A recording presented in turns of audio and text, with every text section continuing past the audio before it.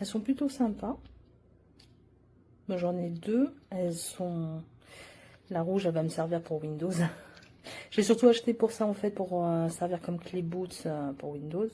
Et en fait, ça se pose. Je pense aussi on peut l'utiliser comme porte-monnaie, enfin pas comme porte-monnaie, comme protéger sur le porte-monnaie et tout.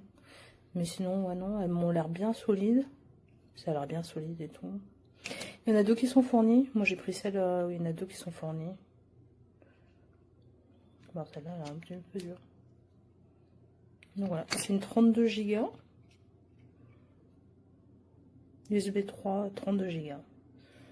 Franchement, je pense pour le prix, ScanDisk en plus c'est vraiment correct, elles ont l'air vraiment bien quoi. À voir dans le temps. So I picked these up on Amazon, about £16. They're a twin pack, 64 gig. Our one's blue. I've used this one just as basically my work folder. It's getting about 30 megabytes per second for reading, for writing, and it says on the box 130 for reading. But what I'll do is I'll attach a wee picture of the transfer rate. Ouais, c'est vrai, mec.